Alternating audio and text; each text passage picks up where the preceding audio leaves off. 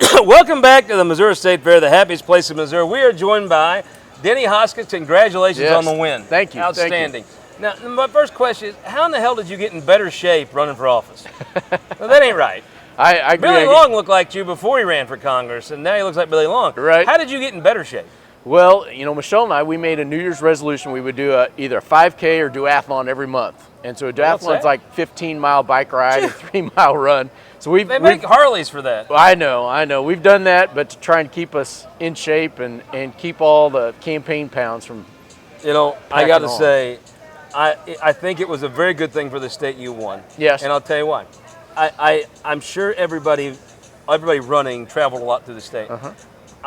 You know, the good thing about the F-150 is I get to talk to folks. Nobody said they saw anybody in that race more than you. Right. I thought it was a wonderful thing for the state of Missouri that a person that actually went out and visited with folks and actually worked the campaign was successful. Missourians awarded it because you came to towns. Yes. You came to Texas County. You came to Dunklin County. Yes. Not everybody did that as much as you, and I thought it was a really nice thing for the state that they rewarded somebody that actually got out and visited with folks. Right. Yeah, we were definitely outspent. We knew that we would not have the most amount of money, but when I talked to Michelle, I said we are not going to be outworked, and I didn't want to have any regrets on the day after the election being like, man, if I just gone to these other 5 events or these other 10 events.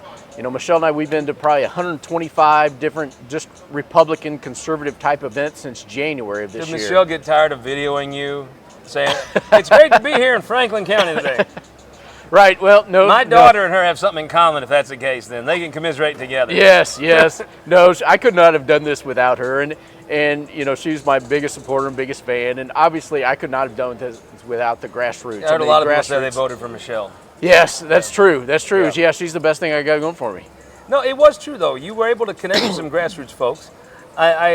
Your friend Bill Eigel. Yes. Well, I'm sure disappointed he didn't win. Right. Ran a great campaign. He did run a I heck think of a Bill campaign. may have ran the best campaign of anybody. Overperformed, I think, most people's expectations. Yes. And I would assume because you guys had a lot of the same supporters, that was a help to you.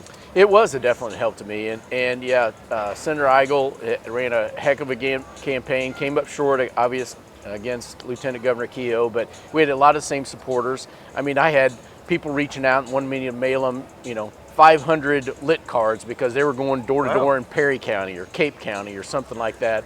And it's just very humbling traveling across the state and seeing, big Hoskins 4x8s on fence rows. And I'm like, that's got to feel good. Yes. To see somebody that felt good enough to put that sign out in front of their house. That's right. That's right. Nice. Felt good enough to put my sign up and people that I'd never met. I mean, obviously it's very humbling to be a state representative. It's very humbling to be a state senator, but running statewide, and I've said there's no city too big or town too small. And you're right. We outworked everybody.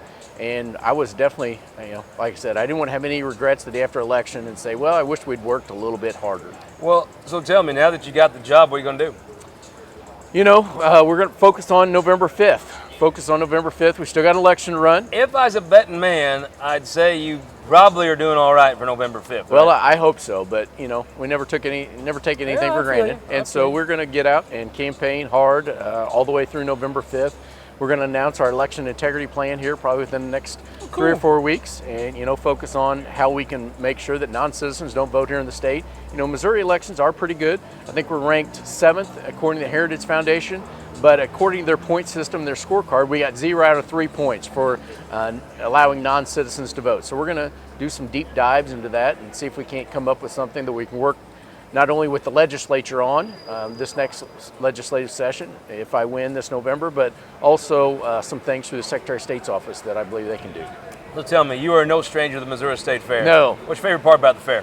It's hard to name just one. We love the concerts, and Michelle and I are going to the Alabama concert on Saturday night. Great. Yes, I'm jealous. Yes, we're not going to the Ludacris concert Friday night. But I went to Nelly last year, though. I went to Nelly as well. It was fun. It was a good time. It was a lot of fun. But going to the Beef House and having a steak. Yep. We went over to the dairy barn, had ice cream already this morning at about 9:30 a.m. this morning. Jealous? So yeah, there's lots of good parts about the state. See, I was about to go have a corn dog at 10 in the morning. Then I saw you walk up being all skinny.